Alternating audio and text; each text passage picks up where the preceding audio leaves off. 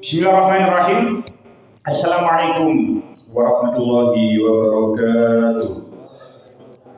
Talaban dari Allah Ta'ala wa tabaraka Nabi Muhammadin sallallahu alaihi wasallam wa zurriyyati wa ahli kiramil wa jami'il amil muslimin wa jami'il qarabin wa jami'il tabi'in ila qawli ilahi wa kabir muhaddisin mufassirin khususan Syekh Muhammad wa Syekh Abdul Qadir Jilani wa Syekh Khadim Razi wa Syekh Al-Qutubi wa Syekh Abdul Qadir wa Syekh Jaludin Al-Mahali wa Syekh Jaludin Asyidi wa Syekh Sulaiman Al-Jamal wa Syekh Imam Mas'ud wa Syekh Mahmud Al-Alusi wa Syekh Nawawi Al-Bantani wa Syekh Ahmad bin Mustafa Al-Nawawi wa Syekh Ibn Ashir wa Syekh Mutawali Al-Syarawi wa Syekh Tantawi wa Syekh Wahab Al-Syurani wa Syekh Muhammad Al-Yusuri wa Syekh Muhammad Al-Syekh Mustafa Ramban wa ilaih masyayikhina syawiyahum al-Fatihah.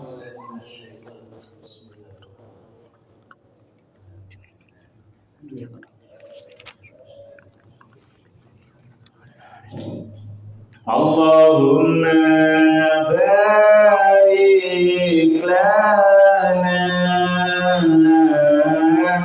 fi Rajab wa Sya'ban wa ballighna Ramadan waghfir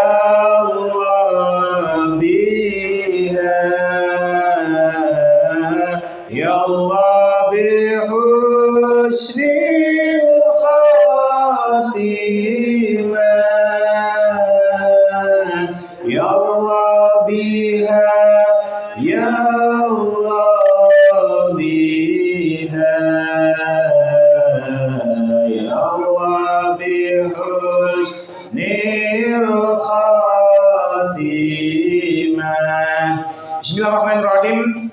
Kita lanjutakan surah Al-Baqarah ayat kali atus 78. Qala Allah Ta'ala fil Qur'anil Karim. A'udzu billahi minasyaitonir rajim. Bismillahirrahmanirrahim. Ya ayyuhalladzina amanu ittaqullaha wa dharu ma baqiya minar riba in kuntum mu'minin. Fa in lam taf'alu fa'dhanu biharbin minallahi wa rasulih. Fa in tubtum falakum ru'usu amwalikum la tuzlimuna wa la tuzlamun.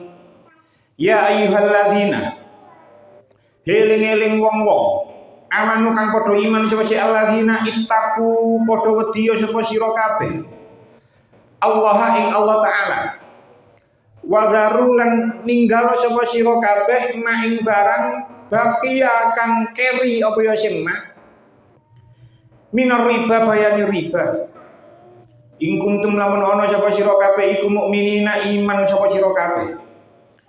Fa illam taf'alu mongko lamun orang nglakoni sapa sira kabeh fa'zanu mongko meruhno sapa sira kabeh biharbin kelawan perang minallahi saking Allah wa rasulihi lan utusane Allah.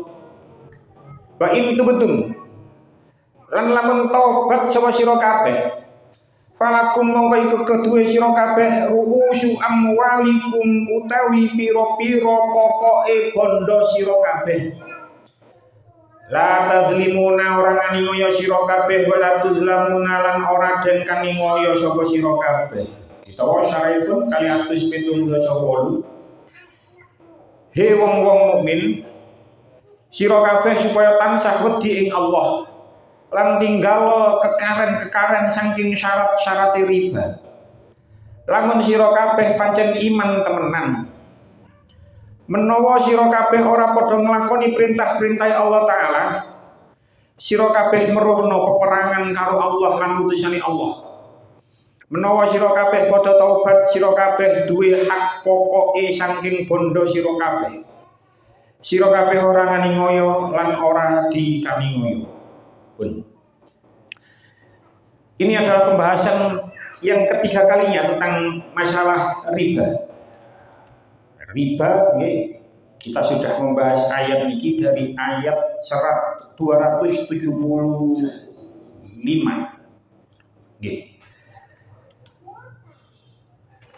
Ini adalah pembahasan yang ketiga kalinya. Pembahasan yang ketiga, sudah 3 minggu kita membahas tentang masalah riba. Dan ini sebagai penutup bahas masalah riba. Sebelum kula menjelaskan tentang 2 ayat ini, terlebih dahulu kula badhe menceritakan tentang asbabun nuzul ayat ini. Terus ketika ada asbabun nuzulnya, insyaallah kula terangaken. Asbabun nuzul ayat ini dipun ceritakan kali Syekh Jalaluddin Asyuti teng kitabipun ingkang asmanipun kitab Lughatun Nuqul fi Asbabun Nuzul, kitab yang menjelaskan tentang asbabun nuzul ayat-ayat Al-Qur'an. Temriki dipun tulis akhraja Abu Ya'la fi Musnadhi wa Ibnu Muddah bin Tariq Al-Kalbi an Abi Shalih an Ibni Abbas qol, diriwayatkan sang Abu Ya'la dari di kitab Musnadnya, kali Ibnu Muddah dari jalur Kalbi dari Abi Shalih dari Ibnu Abbas. Qol, Ibnu Abbas berkata, balaghana anna hadhil ayata nazalat fi Bani Amir bin Auf bin Sakif. Ayat ini turun berkaitan dengan suatu kaum dari Bani Amir bin Auf dari suku Sakif, dari kabilah Sakif. Wa fi Bani Mughirah dan Bani Mughirah, wonten 2 bani atau setenggone Arab itu kelompok suku-suku gitu. Ono kabilah-kabilah, ono kabilah Sakif, ono Bani Mughirah. Bani Amr kali Bani Mughirah. Bahkan Banu Mughirah yurbuna li Sakif. Kemudian Bani Mughirah niki duwe utang marang Bani Sakif. Bani Sakif niki kelompok saking Taif. Taif itu di luar kota Mekah, hampir 100 kilo dari kota Mekah. Bani Mughirah niki enggak ada utang saking nanggone suku Sakif. Dia pun keceritakan ketika awal-awal bahas masalah riba, budaya Arab zaman dulu, utang piutang, niku pasti menggunakan riba dan ribanya itu berkali-kali lipat, banyak kali lipat. Nah, falamma azharallahu rasulahu ala Makkah, wudi ayauma izir riba kulluhu. Ketika Allah dan Rasulnya pada saat itu menaklukkan kota Mekah, pada waktu peristiwa Fathu Mekah, niku kurang lebih terjadi nggih, kalau tinggal wong teng buku tarikh wau Ramadan tahun 8 Hijriah. Terus ketika tahun 8 Hijriah itu terjadi peristiwa Fathu Mekah. Kanjeng Nabi toko Madinah menaklukkan kota Mekah tanpa senjata, tanpa pertumpahan darah. Ketika menaklukkan kota Mekah itu mriki ditulis wudi ayauma idriba kulluhu. Riba itu dihapuskan secara kesemuanya. Fa'ata Banu Amir wa Banu Mughirah ila Attab bin Asyid wa huwa ala Mekah. Karena Bani Mughirah niki duwe utang marang Bani Sakif. Terus Bani Mughirah ini mboten purun nyaur riba, sebab riba sudah dihapus. Sementara Bani Sakif rumangsa perjanjian awalnya ono riba, mboten purun. Akhirnya kedua suku niki Bani Mughirah kali Bani Saqif moro sowan nanggone seseorang yang bernama Attab bin Asid. Wonten sing ngatakan Attab bin Usaid. Attab bin Usaid niki naib tenggone Mekah. Jadi perlu kita ketahui ketika periode Kanjeng Nabi sakmantune hijrah, Kanjeng Nabi niku hidup tenggone Madinah selama 10 tahun. Nah, ketika Kanjeng Nabi melakukan Fathu Mekah, menaklukkan kota Mekah, otomatis nanggone Mekah niku ditetapkan naib pengganti pemimpin. Nah, sing mimpin kota Mekah niku paring asma namanya Attab bin Asid. Attab bin Asid niki saking Bani Saqif, kula tingali teng kitab Lintu. Faqala Bani Mughirah amma ja'alna asqan nasi ar-riba wa wudi'a 'anin nasi ghairana. Terus orang-orang Bani Mughirah mengatakan, saya ini orang yang paling dirugikan tentang adanya riba. Karena biyen kula critakno riba niku napa budaya saat itu, bahkan tenggone itu dikatakan sampai 100 kali lipat. Kita itu dirugikan dengan adanya riba. Riba wis dihapuskan, tapi kene jek kok kongkon bayar riba. Karena Bani Saqif yang boten purun lek dibayar pokok itu nggih. Akhirnya kedua Bani niki mang Bani Mughirah sampai Bani Amr di saking kabilah Saqif niki sowan marang Attab bin Asid, Attab bin Usaid. Terus matur sulihna an lana ribana fakataba itab fi dzalika ila Rasulillah sallallahu alaihi wasallam. Tolong damaikan kami berdua ya, tentang riba kita. Terus akhirnya Attab bin Asid nulis surat marang Kanjeng Nabi. Pada saat itu nggih zaman tasik kalau semono durung ono mesin, durung ono teknologi. Akhirnya Attab bin Asid ini mengirimkan surat marang Kanjeng Nabi. Setelah mengirimkan surat marang Kanjeng Nabi, terus dibales karo Kanjeng Nabi, otomatis memerlukan waktu berhari-hari. Fanazalat hadhil ayah wallati ba'daha. Kemudian turunlah ayat ini dan ayat sesudah ini. Jadi dua ayat niki 278 kali 279 turun sekaligus. Menceritakan tentang memang Bani Saqif, Bani Amr memang kali Bani Mughirah terjadi perhutang piutang menggunakan riba, boten purun nyaur, akhirnya turunlah ayat niki. Mungkin enten cerita kelanjutannya. Enten sebuah pendapat saking Ibnu Jarir teng mriki dikatakan akhraja Ibnu Jarir an Ikrimah qol nazalat hadhil ayah fi Saqif minhum Mas'ud wa Habib wa Rabi'ah wa Abdu Yalil. Orang-orang yang terlibat tenggoni riba niki ketika ayat ini turun dari Bani Saqif niku jenenge Mas'ud, Habib, Rabi'ah, Abdu Yalil. Terus mantu niku Bani Amr kali Banu Umair. Jadi ada 3 kabilah diriwayatkan di riwayat yang lain. Jadi gara-gara niku akhirnya ayat ini turun. Nah, ayat ini turun dimulai dengan lafaz ya ayyuhalladzina amanu. Wahai orang-orang yang beriman. Biasanya ketika ada lafaz ya ayyuhalladzina amanu, biasanya itu dibarengi dengan perintah. Yang paling masyhur yang akan datang bulan Ramadan beberapa hari lagi ya ayyuhalladzina amanu kutiba alaikumus syiyam. Di setelah lafaz ya ayyuhalladzina amanu itu biasanya dibarengi dengan perintah. Surah Al-Baqarah ayat 183 ya ayyuhalladzina amanu terus dibarengi dengan perintah diwajibkan atas kamu berpuasa. Nah, begitu juga tentang ayat niki. Ada 2 perintah nanggone ayat niki yang diwajibkan kepada orang-orang yang beriman. Nopo? Perintah pertama, ittaqullah. Bertakwalah kamu semua kepada Allah. Takwa sering kita definisikan menjalankan segala perintahnya dan menjauhi segala larangannya. Itu memang benar takwa definisinya seperti itu. Tenggone tafsir As-Sawi mriki dikatakan imtasilu awamirallahi wajtanibu nawahihi. Kerjakan semua perintah Allah dan hindari semua larangannya. Itu memang definisi takwa yang umum kita ketahui.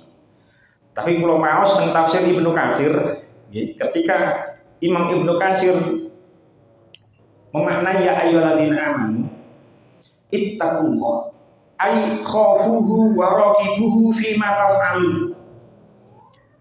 Terus Imam Ibnu Katsir tentang tafsirnya dikatakan ay khafuhu wa raqibuhu fima taf'alun. Takutlah kalian kepadanya, wa raqibuhu, dan ingatlah selalu bahwa kalian selalu berada di pengawasannya. Fima taf'alun, terhadap apa yang kamu kerjakan. Jenengan mungkin sering mendengar istilah muraqabah. Muraqabah ini definisi yang lebih tinggi daripada definisi yang sering kita jumpai. Seseorang kalau sudah muraqabah, kalau sudah merasa selalu diawasi oleh Allah, itu akan menjalankan perintah Allah dan menjauhi segala larangannya karena merasa benar-benar diawasi. Kalau contoh, misalnya mawon jenengan kerja teng pabrik, kok ono CCTV, niku gak ngarah kerja nang pabrik terus turu, sebab rumangsa ono sing ngawasi CCTV. Begitu juga di tempat belanja, ketika nang tempat-tempat belanja niku ono banyak ada CCTV di sekitar tempat belanja, seseorang itu akan berpikir dua kali untuk mencuri barang belanjaan teng di toko niku. Nah, kula kali panjenengan itu derajatnya belum sampai nang niku. Kadang-kadang mungkin banyak terjadi lek sepi iku wani nglakoni dosa.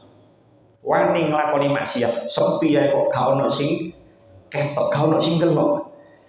Kita tidak pernah merasa kalau kita itu selalu diawasi oleh Allah. Maka ditenggoni tafsir Ibnu Katsir ay khaufuhu wa raqibuhu fi ma taf'alun. Takutlah dan merasalah kamu itu diawasi terus oleh Allah setiap apa yang kamu kerjakan.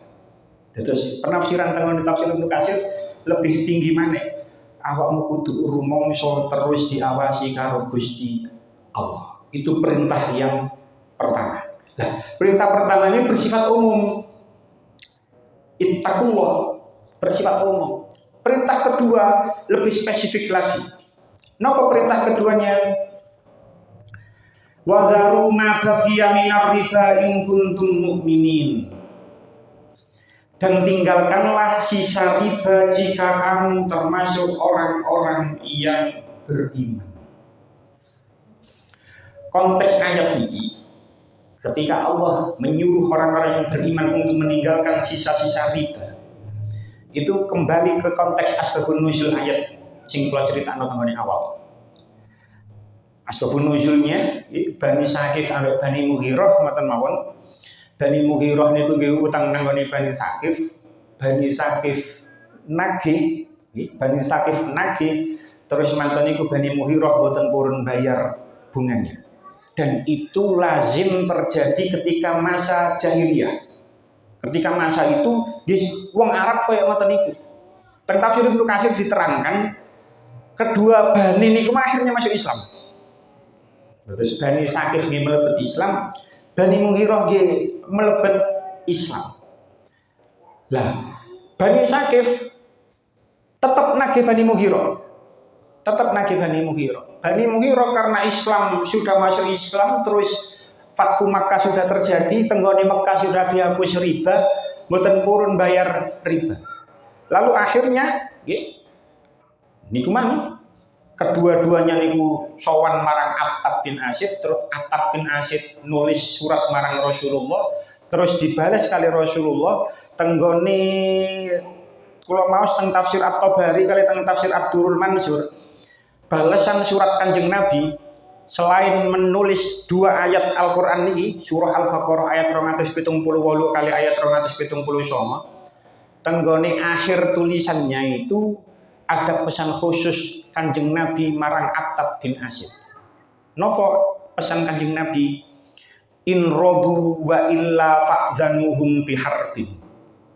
Pesan Kanjeng Nabi kepada Attab bin Asid, lek mereka itu ridho, rela, lek mereka gak gelem, maka kamu diizinkan, maka kamu mendapatkan izinku, tak izinkan untuk memerangi mereka.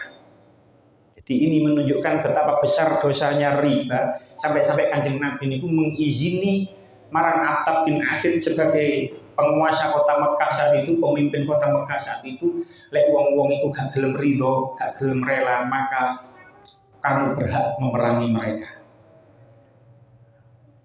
Lalu tafsir Ibnu Katsir akhirnya ketika mengetahui jawaban Kanjeng Nabi seperti itu, orang-orang dari Bani Mughirah kali Bani Saqif mengatakan natubu ilallah, kita semua taubat kepada Allah. Wa nadharu ma baqiya minar riba, dan kita akan meninggalkan sisa-sisa riba, fatarakuhu kulluhum, maka mereka meninggalkan semuanya. Jadi ayat niki akhirnya orang-orang Bani Mughirah kali Bani Saqif meninggalkan riba karena ancaman Kanjeng Nabi, perangi mereka jika mereka tidak mau. Nah, tenggone tafsir At-Tabari niku dikatakan karena riba yatabaya'una bi fil jahiliyah. Orang-orang dulu ketika masa jahiliyah itu memang memperjualbelikan riba. Makanya tenggone ayat sebelumnya kalau menerangkan orang-orang dulu itu menyamakan jual beli dengan riba. Jual beli itu yo gampangane tuku modal 10 didol 11. Di dalam konsep pemahaman orang-orang jahiliyah tidak ada bedanya ngutangi wong 10 nyaure 11. Tidak ada perbedaan antara jual beli dan riba menurut orang-orang jahiliyah saat itu. Jadi mereka juga memperjualbelikan riba. Falamma aslamu umiru ayyakhudhu ru'ushu amwalihim. Ketika Islam datang, maka Islam itu memerintahkan agar mereka hanya membayar pokok harta utangnya saja. Mungkin insya Allah dibahas dengan ayat selanjutnya 270. Jadi ketika Islam datang, lalu akhirnya orang-orang itu diperintahkan untuk hanya membayar pokoknya saja. Nah, semerap keterangan koyo ini bukan berarti kalau kali panjenengan sing duwe cicilan nang bank, marang wis tak usah nyicil maneh, cukup dibayar pokoknya, yo ojo. Marang wis bayar pokoknya tok ae, yo jangan. Yo tetap lunasi tunggakan kita, tanggungan kita, cicilan kita nang bank.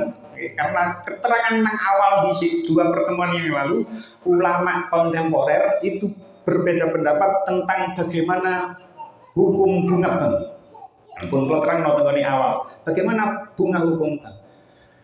Lek pancen, setelah ngaji 3 kali pertemuan ini terus jenengan kok mantep akhirnya wis bunga bank haram. Terus akhirnya menarik tutup rekening, akhirnya menarik semua buku tabungan sing ora nang rekening, terus akhirnya disimpen dewi. Bukan berarti Anda harus tidak perlu membayar tunggakan kita di bank. Tetap kudu dibayar sampai lunas.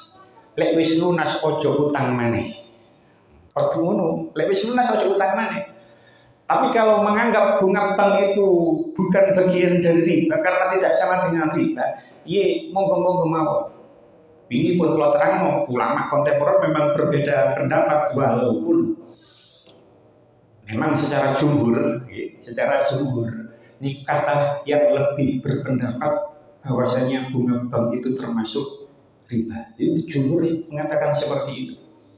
Termasuk keputusan istilahnya Dewan Tarjih Muhammadiyah itu juga memutuskan bahwasanya bunga bank itu termasuk riba. Tapi kalau sampun matur bahwasanya NU sudah berkali-kali melakukan bahsul masail, selalu mengeluarkan 3 jawaban. Ono sing ngomong haram, ono sing ngomong halal, ono sing ngomong syubhat. Jadi memang jawabannya seperti itu kan, sampai 7 kali bahsul masail, sampai 7 kali bahsul masail dan munas alim ulama dari tahun ke tahun, dari tahun 1927 itu selalu mengatakan jawabannya selalu ada 3. Jadi sing tetep berpedoman bunga bank itu haram, ya wis aja utang bank maneh.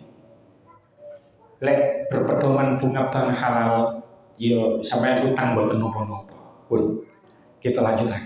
Nah, mungkin ya biar pun kula aturaken ketika pertemuan pertama, sing dimaksud pada saat itu, ya riba itu person to person, orang per orang. Kenapa orang kok ada ulama yang menganggap bunga bank itu bukan bagian dari riba, tidak termasuk riba? Karena bunga bank itu sing ngetokno itu bank, sebuah lembaga. Sementara riba yang terjadi di masa Rasulullah dulu, riba itu terjadi antar personal, uang nanggone uang. Saiki sudah ada lembaga modern yang bernama bank. Lah, lek person to person, uang nanggone uang, jelas riba. Kok ono uang si A utang nang si B 10 juta, balike 11 juta. Itu jelas riba. Nah, mungkin kalau seperti itu ya mungkin tetap ono lah di sekitar kita. Cuman mungkin jarang. Cuman sing sering itu tentang dunia pengusaha. Kalau di banyak teman yang dekat dengan kalangan pengusaha. Pengusaha-pengusaha itu susah, dolek utang nang bank itu susah. Iya, karena ada catatan hitam, tahu nunggak sekian, tahu telat bayar, akhirnya mendapatkan blacklist, akhirnya gak iso utang nang bank. Akhirnya nopo? Nanggone sesama pengusaha, ini saya tahu sendiri. Podo-podo pengusaha ya, karena pengusaha ayo butuh duit gaya muterno modal, gaya muterno biaya. Akhirnya karena dia tidak bisa utang nanggoni bank, akhirnya utang nanggoni konco sesama pengusaha. Bunganya itu 5% per bulan. Bayangkan, misalnya nggak ada perlu duit 100 juta, sementara utang nang bank itu gak iso, maka bunganya itu akhirnya ono konco sesama pengusaha, akhirnya ngutang duit 100 juta, bungai 5 juta per bulan. Lek ngoten ini jelas mboten angsal. Mungkin itu tidak terjadi pada kita. Karena kita kalangan bawah, duduk kalangan pengusaha, tapi yang sering terjadi di kalangan bawah. Niki sing perlu kula aturaken sebab itu banyak terjadi di sekitar kita. Ketika kok ono wong ngutangi. Terus marang sing ngutangi niku nyekel sepedahe sing utang. Niku kan kuatah kaya ngoten niku. Tak cekel pedamu. Tak utangi duit 5 juta misalnya, aku nyekel pedahe iki 5 juta. Itu termasuk bagian dari riba. Karena memanfaatkan barang yang sing diutangi niku. Kok semua gak diutangi apa gelem di selama sepeda iki. Nah, ngoten niku mboten angsal. Sehingga ketika Yai Soleh Qasim Tasik wonten sering maturaken masalah hal seperti ini karena arek nom-nom biyen iku sering nyekelno peda, sering nyekelno napa-napa dan peda sing dicekelno dimanfaatkan oleh sing ngutangi. Nah, ngoten niku sing mboten salah. Pun kita lanjutkan. Fa in lam taf'alu fa'zanu bi harbin minallahi wa rasulih. Wa in tubtum falakum ru'usa amwalikum la tazlimuna wa la tuzlamun. Maka jika kamu tidak mengerjakan, fa in lam taf'alu, maka jika kamu tidak mengerjakan, maksudnya tidak mengerjakan itu mboten ninggalno sisa riba, fa'zanu biharbim minallahi wa rasuli. Maka ketahuilah bahwa Allah dan Rasulnya akan memerangi kamu.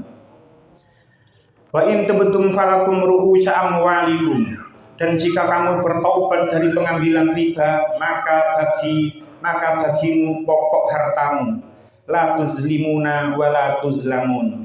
Kamu tidak menganiaya dan tidak dianiaya. Dalam tafsir Al-Qurtubi dikatakan, hadza wa'idun illam yadharu ar-riba. Ini adalah ancaman bagi orang, ayat ini adalah ancaman bagi orang yang tidak mau meninggalkan riba. Ayatnya sudah jelas. Diperintahkan ya ayyuhalladzina amanu ittaqullah. Wahai orang-orang yang beriman, bertakwalah kamu kepada Allah. Wa dharu ma baqiya minar riba, dan tinggalkanlah sisa-sisa riba itu. Kok wong iku cek gelem, cek tetep melakukan riba, maka ini adalah ancaman bagi orang yang tidak mau meninggalkan riba. Lanjutan nih, wal harbu da'iyatul qatl. Kemudian berikutnya dikatakan fa'zanu biharbin minallahi wa rasuli. Maka jika kamu tidak bertaubat, maka ketahuilah bahwa Allah dan Rasulnya akan memerangimu. Ini adalah ajakan berperang bagi orang yang tetap melakukan riba. Sing ngejak perang sinten? Allah dan Rasulnya. Halek perang karo Gusti Allah, perang karo Rasuli, gak ngarah menang, pasti kalahnya. Kok ono wong tetap melakukan riba, tetap melaksanakan riba, yes, perang podo karo ngejak perang marang Allah, podo karo ngejak perang marang Rasulullah. Ngejak perang marang Allah, ngejak perang marang Rasulullah tidak akan mungkin menang. Makanya Ibnu Abbas mengatakan dengan ayat ini, dengan tafsir Al-Qurtubi dikatakan bahwa Ibnu Abbas annahu yuqalu yaumal qiyamati li akilir riba khudh silahaka lil harbi. Imam Ibnu Abbas ketika menerjemahkan, ketika memaknai ayat ini, maksudnya ajakan perang niku meneh ketika dino kiamat. Orang-orang yang tetap memakan riba, ini sebetulnya terang tidak hanya yang memakan saja, sing ngutangi iyo, sing diutangi iyo, saksine iyo, sing nulis iyo, semuanya termasuk pemakan riba. Meneh nenggone dino kiamat akan dikatakan kepada orang-orang sing tetap makan riba, khudh silahaka lil harbi, ambillah pedangmu, ayo berperang, untuk berperang. Jadi ini menempel nenggone kiamat dijak perang, dia pasti kalah. Wa qala Ibnu Abbas aidan, Ibnu Abbas juga berkata, man kana muqiman 'ala riba la yanzi'u anhu fa haqqu 'ala imamil muslimin ayyastatibahu. Sapane wong sing tetep melakukan riba, padahal ayat riba sudah turun. Ayat pengharaman riba sudah turun, kok tetap melakukan riba? Maka sebagai pemimpin di negara muslim, ini bagi negara yang menjalankan syariat Islam, maka pemimpin sebuah negara di negara muslim itu harus menyuruh dia bertobat. Ojo diterusno. Fa in naza'a wa illa daraba unuqahu.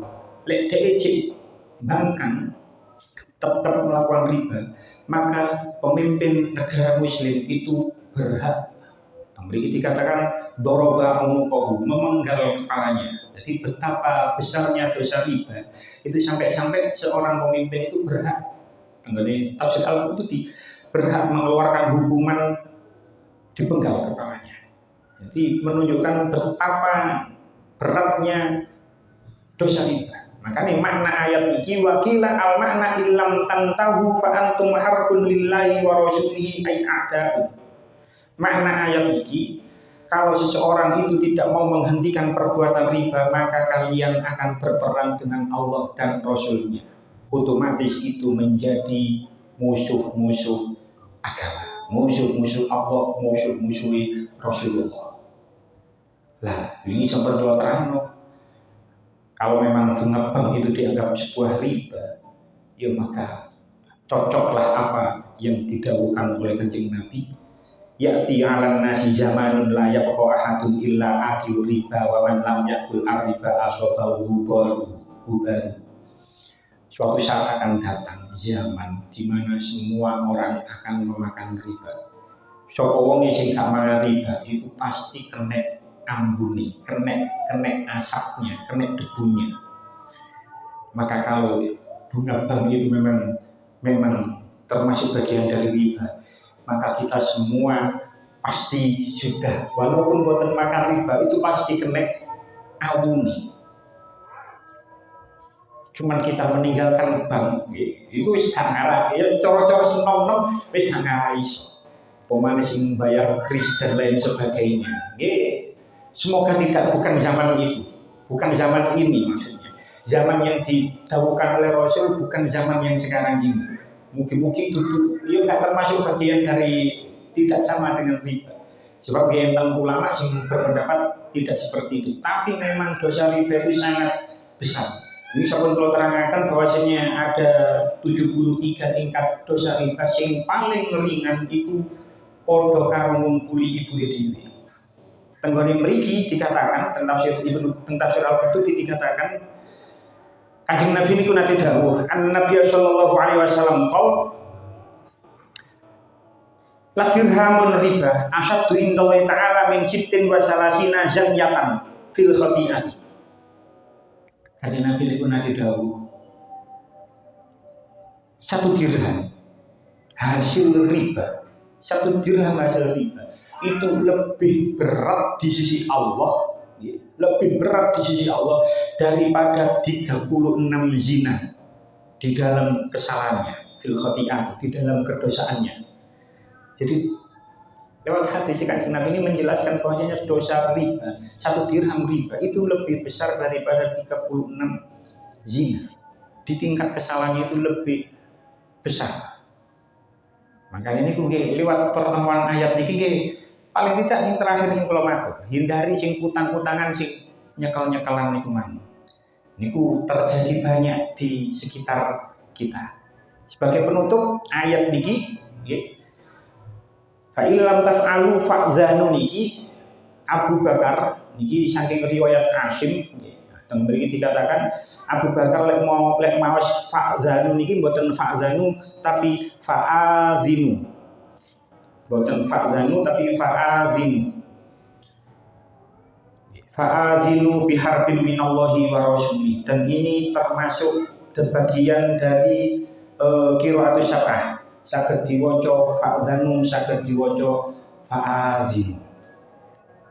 Mungkin lewat 3 kali keterangan, 3 kali keterangan ayat bahas tentang riba ini, kalau panjenengan saged terhindar dari riba. Siapapun bentuknya, mungkin mudah-mudahan kalau memang pulau kali panjenengan berpendapat bunga bank bagian dari riba, monggo. Kalau tidak berpendapat bunga bank tidak sama dengan riba, monggo. Setidaknya sudah pulau sampaikan kaul-kaul ulama yang menerangkan tentang bunga bank itu, ada yang mengatakan bagian dari riba, ada yang mengatakan bukan bagian dari riba. Ayat selanjutnya masalah hutang piutang, ayat selanjutnya masalah hutang piutang. 280, 281. Lajeng ayat selanjutnya niku ayat terpanjang teng surah Al-Baqarah. Ayat 282 itu ayat terpanjang di surah Al-Baqarah, bahkan teng Al-Qur'an. Terus insyaallah Senin benjing ngaos terakhir. Terus niku sampun air nggih rokok. Terus Senin benjing insyaallah ngawas terakhir mantoni Kamis niku sampun nisfu Sya'ban. Mboten krasa sampun nisfu Sya'ban. Terus Kamis niki Kamis malih niku sampun nisfu Sya'ban. Sampun insyaallah sampun nisfu Sya'ban. Kamis niki Kamis malih. Terus Senin benjing sampun ngawas terakhir bahas masalah utang piutang. Senin malih tetep hadir tapi mboten ngawas. Saged biasae jenengan saged nulis asmanipun arwah-arwah ingkang badhe dipun kirimi doa. Terus dipun aturaken teng nggone rencang-rencang sing boten mlebet dinten iki. Senin benjing ngaos terakhir, Senin benjing megengan ngirim donga. Mugi-mugi kula panjenengan sedaya diparingi panjang umur, saged kepanggih bulan Ramadan, diparingi sehat walafiat, saged nglampahi ibadah ing dalam bulan Ramadan, lan diparingi saged diterami sedaya amal kula panjenengan teng bulan Ramadan. Amin amin ya rabbal alamin. Bismillahirrahmanirrahim. Alhamdulillahirabbil Allahumma ij'alna wa auladana wa dhurriyyatina min ahli khair wa la taj'alna wa iyyahum min ahli syarr wa dhair. Allahumma ij'alna wa iyyahum min ibadika sholihin. Allahumma ij'alna wa iyyahum min ibadika sholihin. Allahumma ij'alna wa iyyahum min ibadika sholihin. Rabbana atina fid dunya hasanah wa fil akhirati hasanah wa qina adzabannar. Wassalamualaikum warahmatullahi wabarakatuh. Wassalamualaikum warahmatullahi wabarakatuh.